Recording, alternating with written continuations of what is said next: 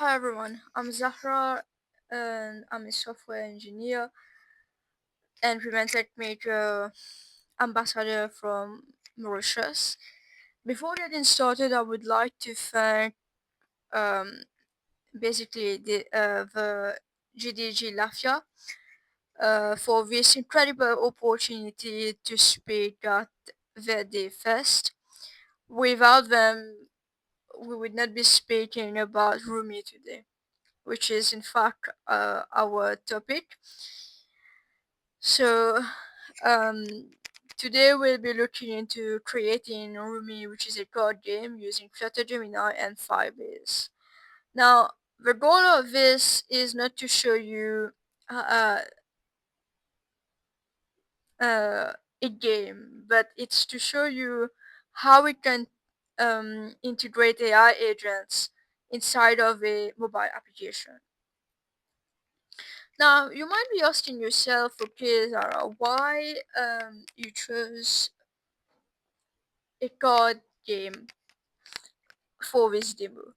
Well, the sole purpose is that I wanted to show you how powerful AI agents are, and I wanted to show you that they are just not limited to chats or simple tasks. In my previous sessions, for instance, at Women in Tech Africa, the Mauritius chapter, I spoke about agentic mobile applications using Flutter and Gemini, and I showed how we can make changes within our application using AI. For instance, if you wanted to change the color of your button, you should be able to do that, and that AI agent should be able to tell you whether this is a good color or not. Um, Something else that I work on, well, that's an article, but I work on an article for a for an application called Your BMI Buddy, and this actually helps users calculate their BMI. Now, there is an AI agent inside of this application which allows the AI to give users personalized health advice based on their BMI.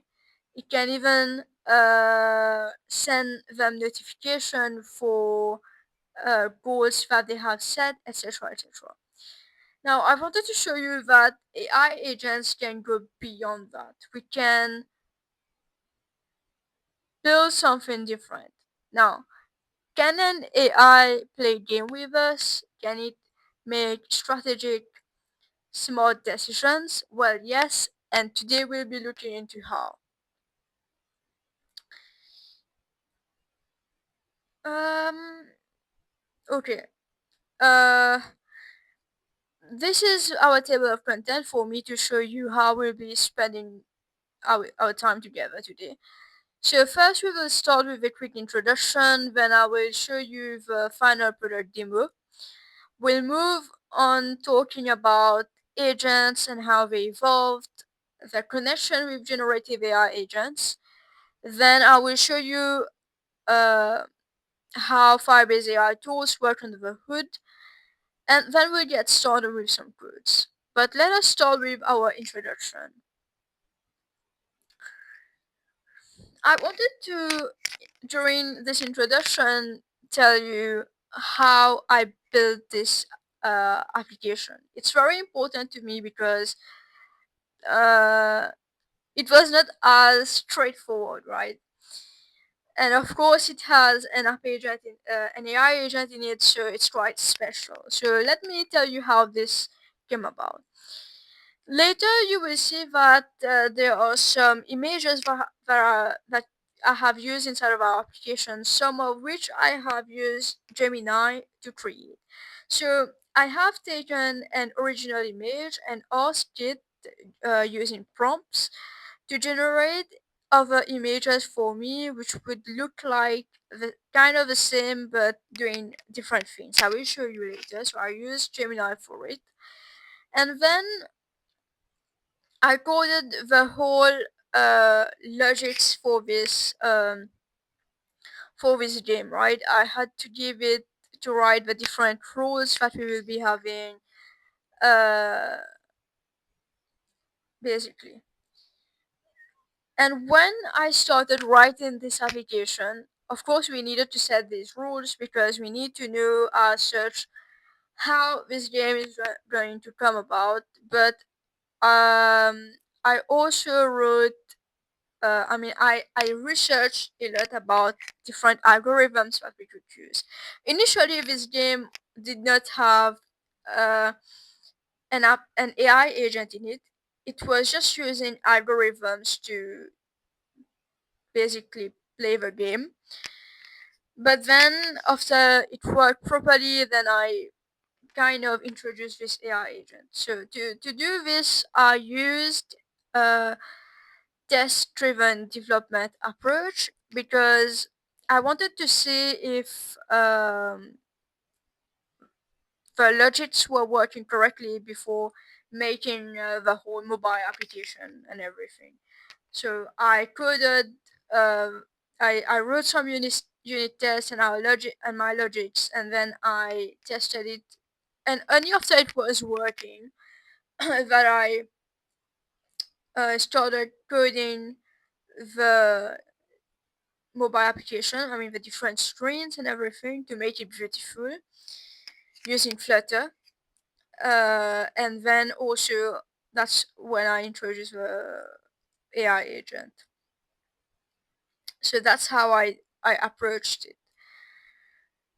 Uh, yeah. So let me show you a demo of this application for you to know what I'm talking about. Right. All right. So our application basically it has a home screen. When I've basically when you open the application, you will land here where it welcomes you and it asks you to enter your name. After you enter your name, only then you can join the game. So let's see how it's been played. And this is actually working, guys. I tested it, and in fact, there were a couple of times that the AI agent beat me in this game. It was wonderful. So yeah, let me show you this. I enter my name, and then I join the game. It loads and everything. Then it builds the whole thing. So basically here you will see we have the opponent, which is the AI agent, is showing now playing. So whenever it's the AI, the agent's turn or my turn, it's going to appear here. And then you have stock, which is going to be like stock of cards, which is face down, and we are going to be picking from this. Or you have discarded cards. As you can see, it is initially one, so we need to place one card face up at the start of the game. We distribute 7 cards to each user, so the opponent will have 7 cards and I will also have 7 cards. Now, in order to make this work, I have to pick a card from either the star of cards face down or the discard card. So let's see how it's doing that. Okay, yes, of course, basically I made this draggable because I wanted to reorder my cards in the correct way to make it nice, a nice experience for me when I'm playing. So you can see I picked the card from stock. I picked J, which is basically not my card because um I want to win, right? And I'm trying to see if I can get some sort of good combinations. Now, there are 3 combinations that I've written for this to look for when playing the game to see if we are actually winning. The first one being that we need to have a double. The second is that we need to have at least 3 cards of the same sequence but of a different suits, or 3 cards, or at least 3 cards of the same rank but different suits. That's how it should be. So now it will keep on doing like that. The opponent will eventually play. So the opponent is playing until It's going to go through that loop until there's a winner. Now that was for the small demo of this application.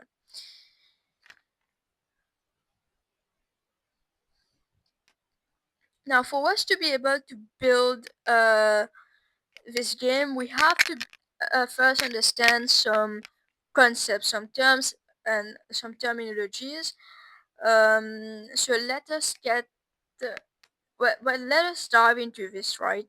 Let us see what terms that we need to do, because these terminologies are being used quite a lot lately. So we have to be able to understand what they are, where they stem from, and everything. So we'll be going back from the beginning to when we had traditional software agents. So basically, traditional software agents are rule-based programs. They are excellent for fixed, repetitive tasks in controlled environments. You can think of automated email routing system, for example, right? Uh, their functionalities are defined by explicit rules. Let me give you an example of this email routing system.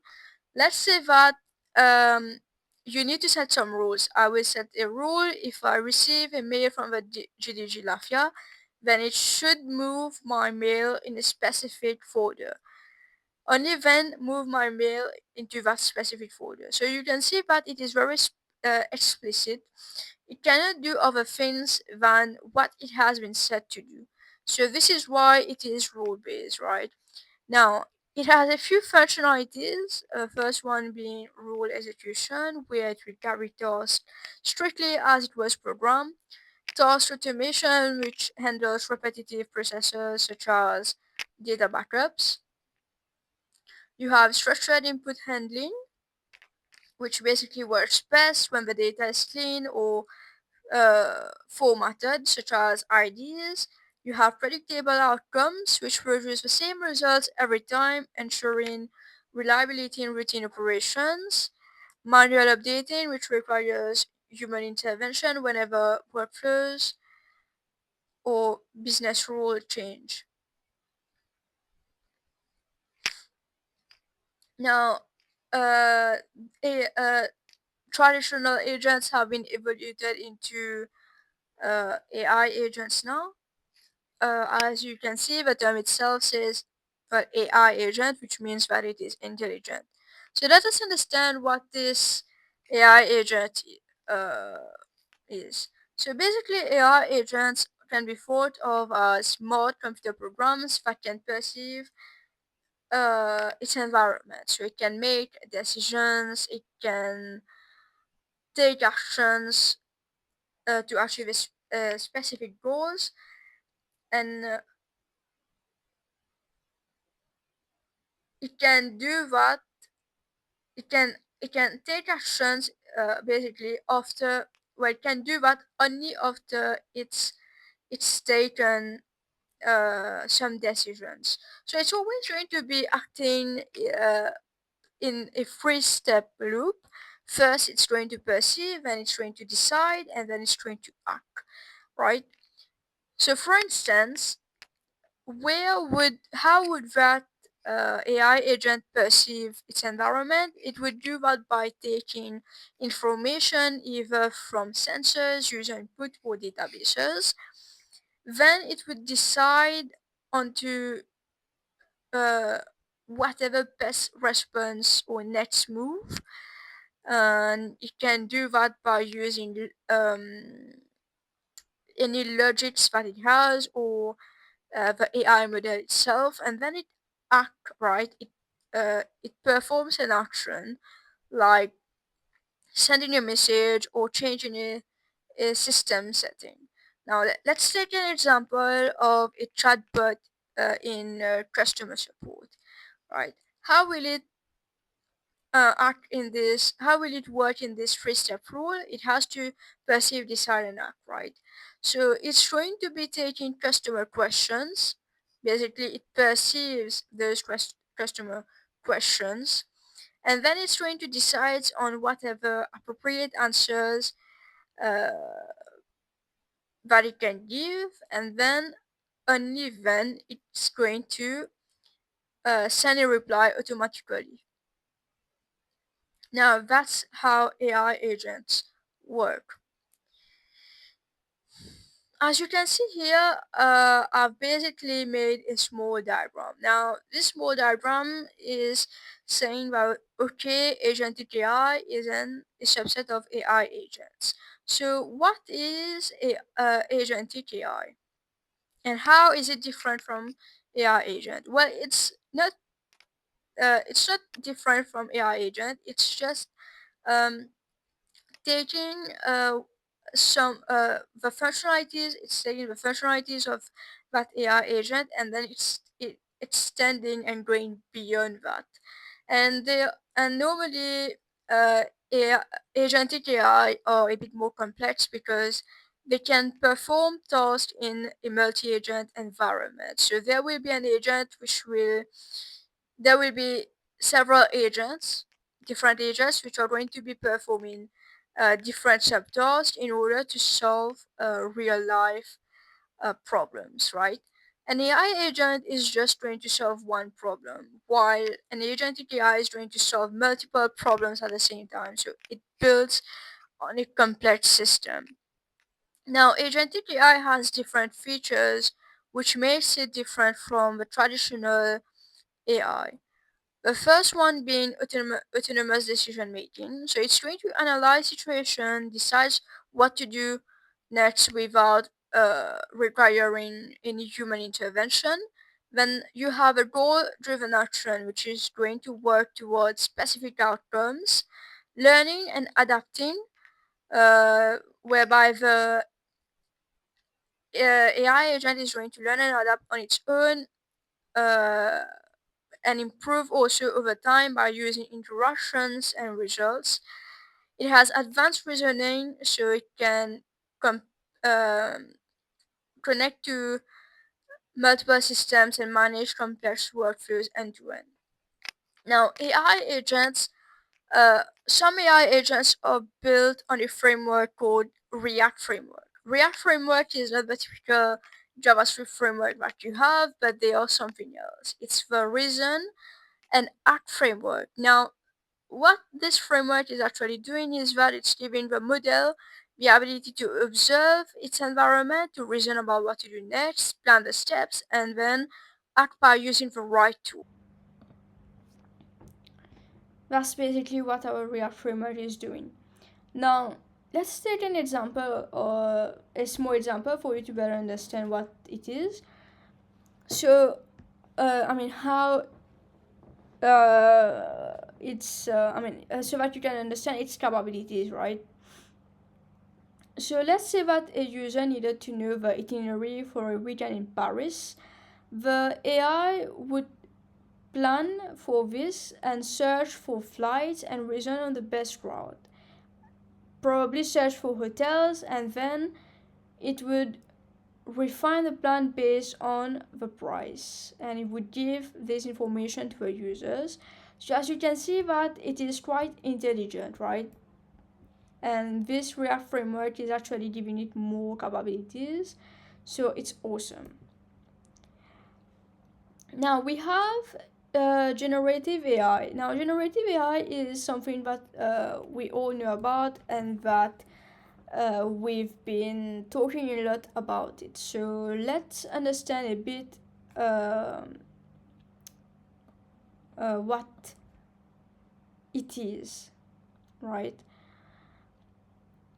Generative AI is basically a special kind of artificial intelligence that can learn by observing large amount of data, right? So once it is trained, it can use those learned patterns to create something new, such as text, images, codes, or audios. Now, we've been using it a lot, I know. You know that. And some of us use ChatGPT, and you can also use Gemini. Gemini allows us for us to do that. For instance, if you go on the the website and use Gemini 2.5 Flash, it can allow you to generate even really nice images. So like I mentioned earlier, I generated some images to make my mobile application. So that's the how powerful it is, right? You give it something and then you ask it to, for instance, you can give it an image and try to ask it to make another similar one. For instance, you can give it a girl sitting and say, okay, use that similar girl and try to make it do something else, and it should be able to give you that, right? That's how powerful it is. Now you can generate all kind of text, code. Some people, developers, use it for codes as well. You can do all of that with it. Let's take an example of how we would build something. For instance, if I wanted it to be able to generate t-shirts, I would need to give it some kind of data. So how would we do this is we would give it large amount of data, and it would take basically would need to take some features to learn how to make this a t-shirt so that it can generate t-shirts for us. So it has to know the features that makes it a t-shirt, its shape, its sleeves, color, and everything, how people are wearing it.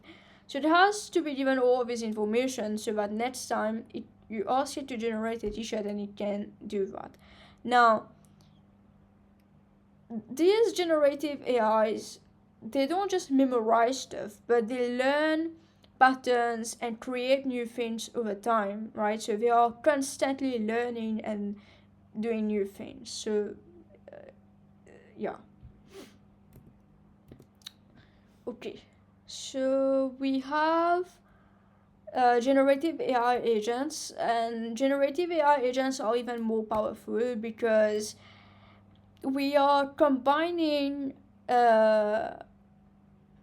advanced AI agents with generative AI in order to build these generative AI agents. And you will see that it can do a whole lot of complex tasks. For instance, we are using this inside of our application to build this game, right? So yes. We will be writing some prompts, and then we will be using the AI agent to ask it to do a few things for us.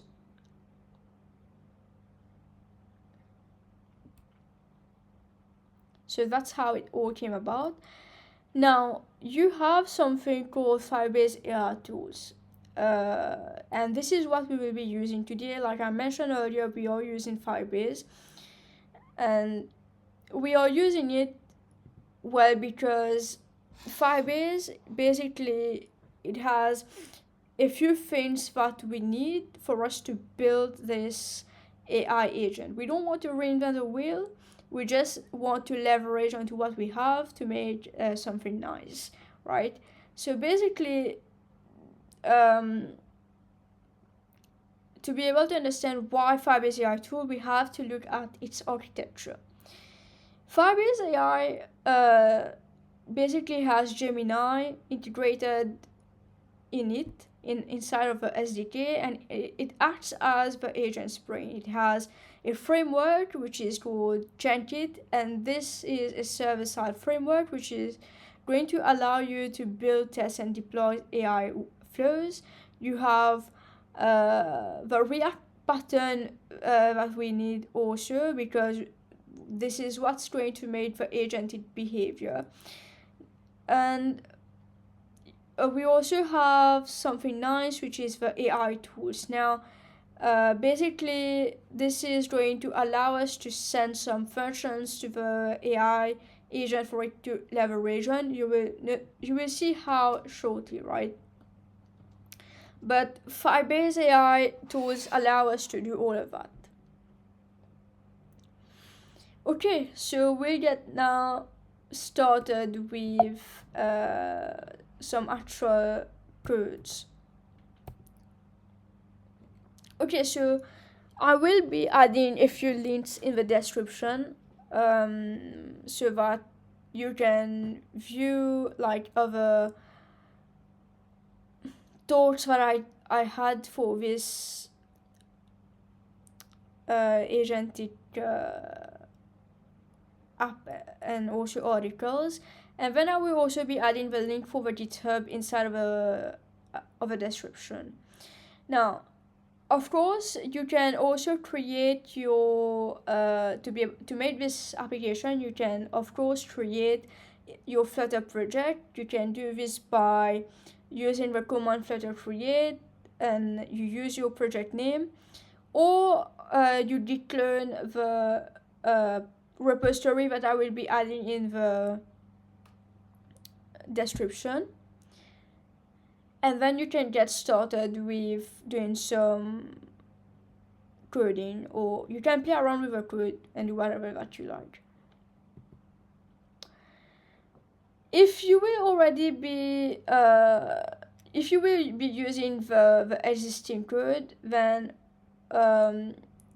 or not, basically you will be needing the same thing to make this work. So we'll be using the Firebase AI and the Firebase core. We have to install these packages. If we don't install these packages, we won't be able to use Firebase. Use Gemini and everything, right? Because this is coming through Firebase, so we need this. Now, once we've installed our application, we need to set up Firebase inside of our Flutter project. So we are doing this using the Flutter Fire configure.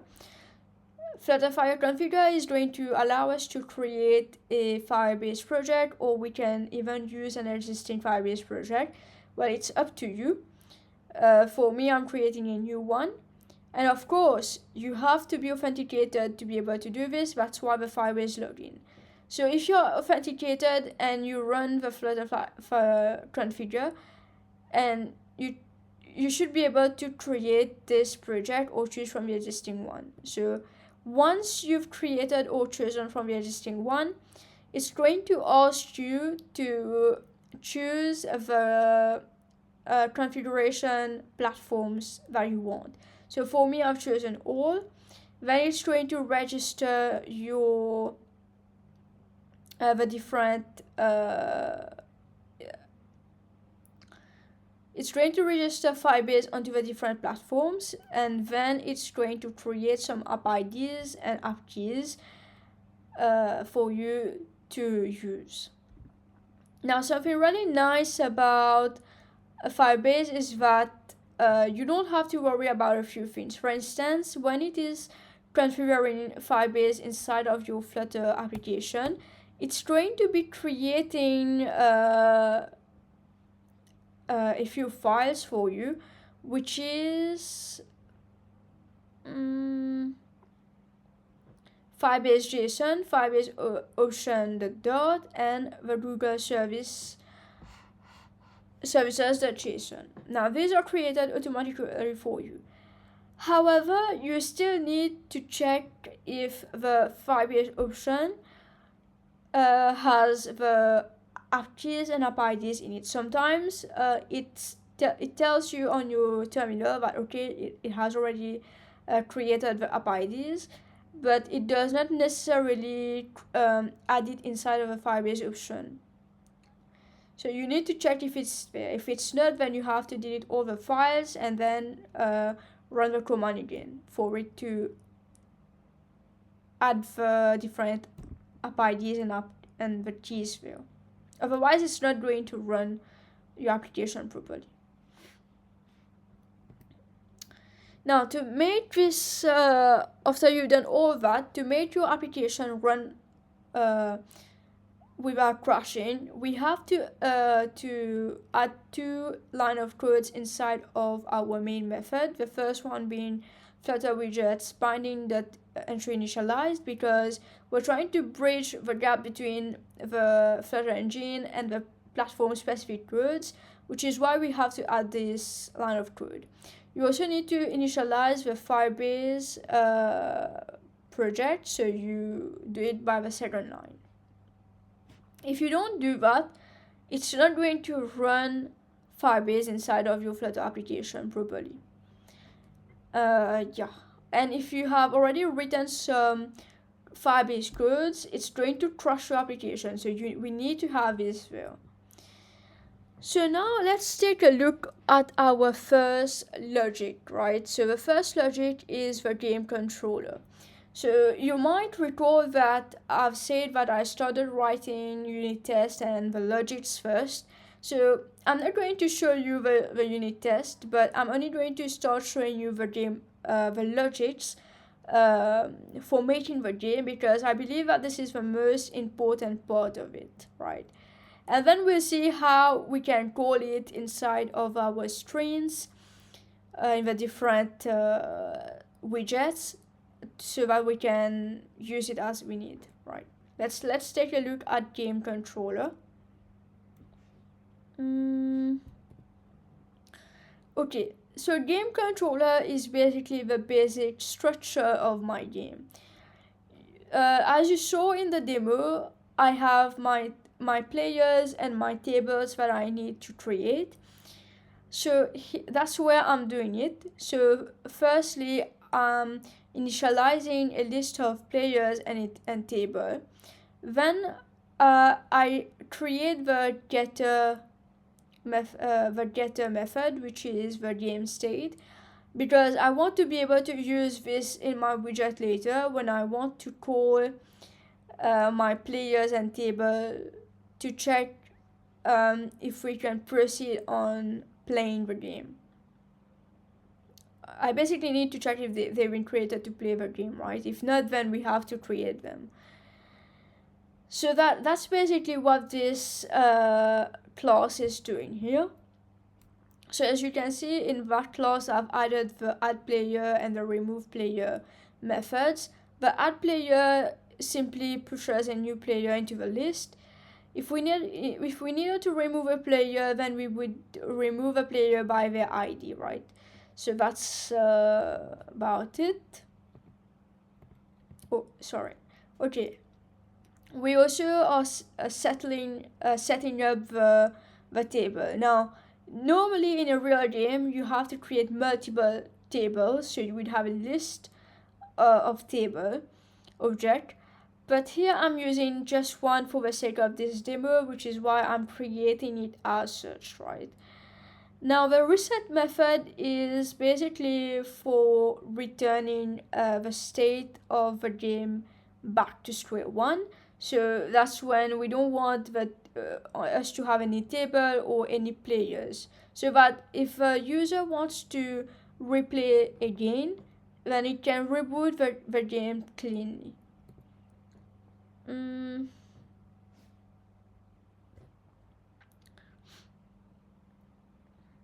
Okay, in the game engine controller is another class, and this is where I've written the rules and the that's where I've written the different logics for this game to be able to go smoothly. So let's take a look at the important things that we will be using. So I have defined an enum, which is called gameplay state. Now, gameplay state simply represents the different phases of a game, which is waiting, playing, and finished. Then we have, you will see we have some different getter methods, and that's basically for getting some important information that we will be using when building the screen. So you have a current player ID, hand of, which is going to get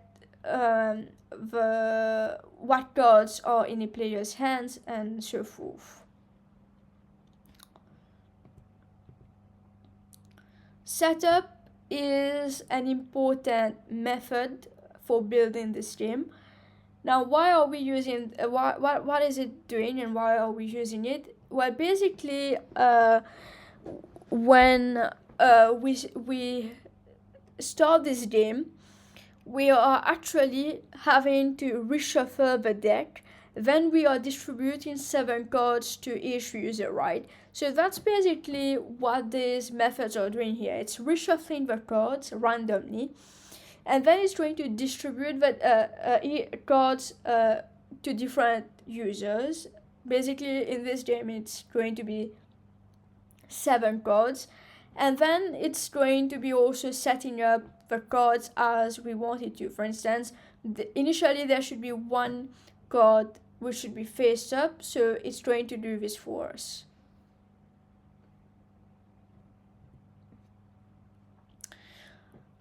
We create the play draw from stock and play draw from discard methods because we want a user to be able to pick a card either from the store of cards face down or from the discarded cards. So basically that's why we have created these different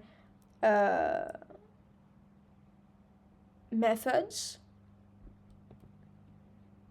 Now you have player discard because let's say that the user is playing the game. There is a time where they will have to discard the card that they are not using, so we have to be able to remove it, and that's what we are actually doing. We are selecting that card from the player's hand and we are pushing it to the discarded pile, right? So then after that it's going to be calling the mail controller. Now it's calling this controller because it has to check the different value combinations that we have. So like I mentioned earlier, it has some combinations that we need to look into. For instance, a sequence of cards or the pair of cards, right? So it has to be in this form. So it's going to be checking if the player has that combination. If not, it's going to move to the next player.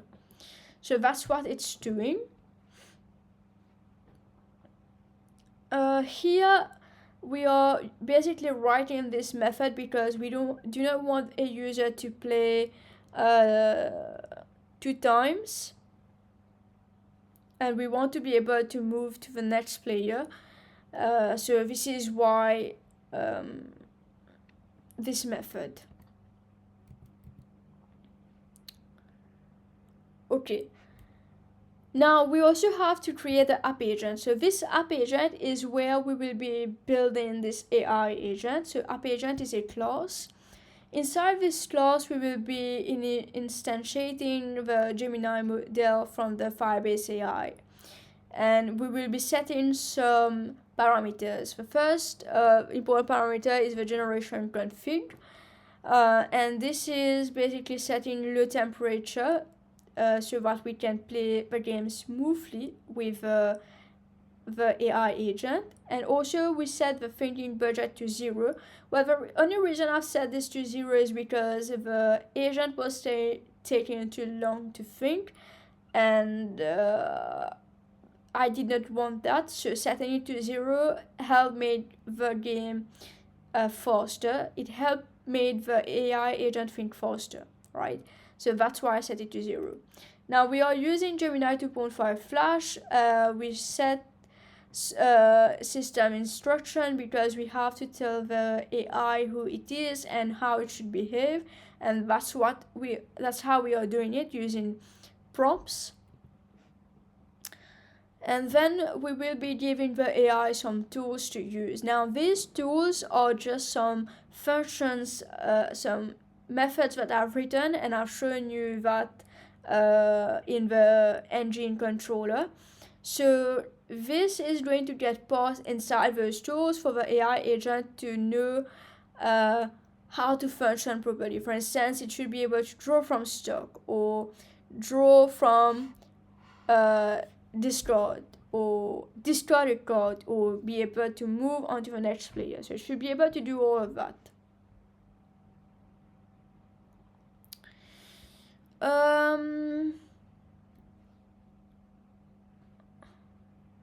We have the play turn method. Now in this play turn method is going to get called basically inside of our is going to get called because we want to be able to post some information to it for the AI agent to use in game, right? So this is why we are building this. Now, whenever it's the agent's turn, we will be passing this information, and it will help the AI agent think and act using those information that we have passed in.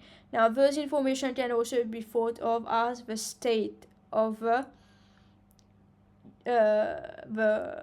game.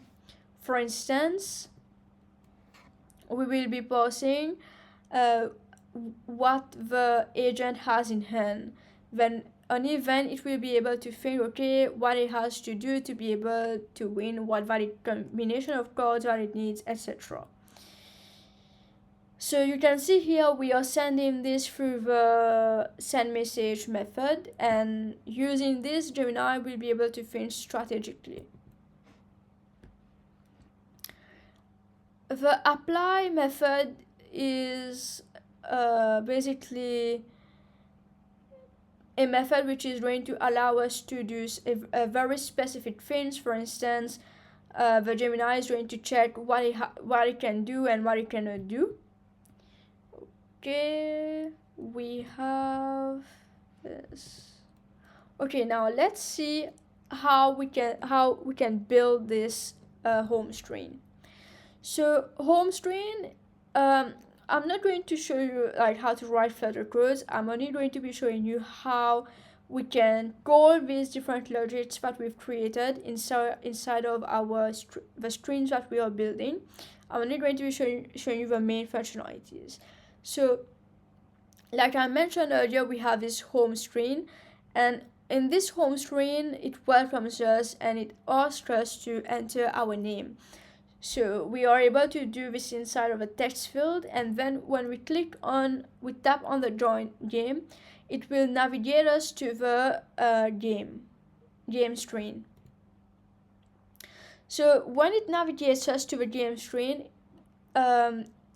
it's going to basically create the players and the table. So remember earlier I said that we will be using the game state getter method. So we are using it here to check if players and tables have already been created. If not, it's going to create it.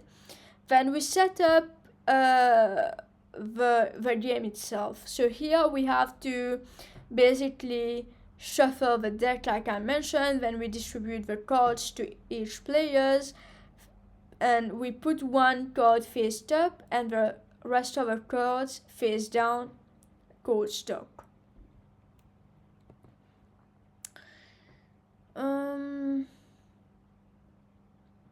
So looking at our codes, you will see that this is how we are doing it.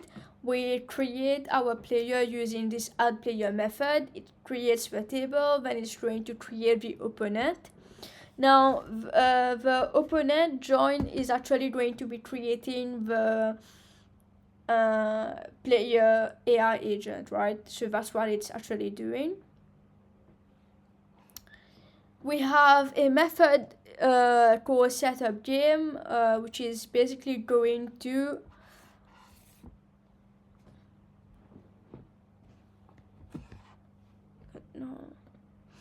which is basically going to be shuffling the different the cards in random order, and then it's going to distribute. So this is what it's doing here. It's calling the setup method that we had in our engine controller, and it's going to do this for us. Now we have to check if it's the player who is actually playing.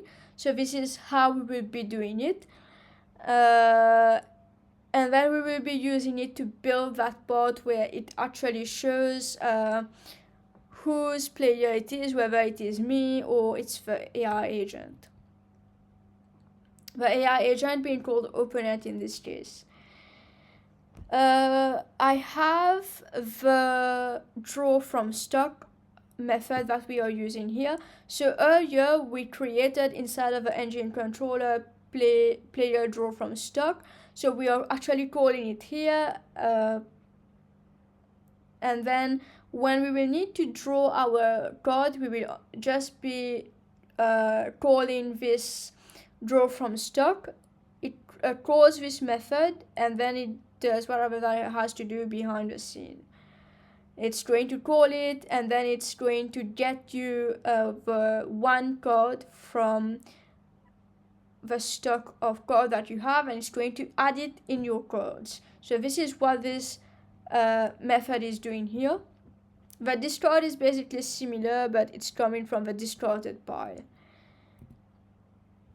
So when it's the agent's turn, it's going to basically call the playTurn method, which we saw earlier once again, and it's going to send it some information that then is going to run behind the scenes. So it had quite some things going on in the app agent class. It's going to do this. It's going to make the AI think what code it has and what it should play when it has this picked the codes from either the distorted codes or from the stock of codes. Then it's going to tell it whether it's going to think about whether it should keep the code or it should distort the code, so that it can have some combinations for it to win, right? So this is what it's actually doing, but we are just calling this method, right? We've already created it inside of the app agent, and now we are just calling this. Then yeah, that's how it's trying to run. Now we also have the distort code, because whenever the user is playing, like I mentioned earlier, we have to be able to select the code and then distort it if we don't want it. So this is what we're actually doing here. The distort code is going to get called when we tap on the button that we have called distort. I mean, it's going to be on the right hand side. I will show you again. When we tap this, it's going to call this method distort code, and it's going to do the different things behind the scene, because we've already written this logic. So it's going to call the play distort. So these are very important. I'm showing you how to call it inside of your widgets when we will be creating the game itself. The rest, for instance, building this screen is pretty straightforward. So I thought it would be out of a scope for me to basically show you all of that in details, and we would not actually have time. So I'm only able to show you the important things, right? So distort code is actually here, and this is what we are calling. We have draw from stock. So when you select this here, that's what it's actually doing. It's adding a code inside of the codes that you already have, or you could get it from distort. Now it's either picking a code from stock or from distort. You cannot do both at the same time, right? So you're picking only one code, you're checking the value combinations, and then you're going to distort or skip if you don't want to distort. So if you don't want to distort, you can skip it, and it's going to keep the code that you have picked inside of your the existing code that you already have. So that's basically it for the session.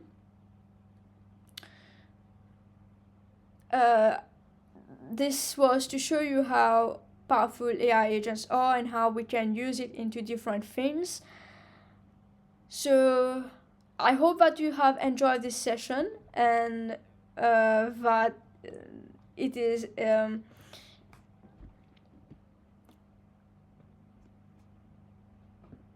clear that there are many more things that we can do with AI agents, and it's not limited to just one thing. You can use it however you want, as long as it is solving your problem, right? So I hope that you have enjoyed the session, and thank you for being here. If you want to connect with me, you can scan the QR code here, and it's going to redirect you to my LinkedIn profile, and we can get into contact. If you have any questions, do not hesitate to send me a message to let me know, and I would be glad to help. Thank you guys. Bye.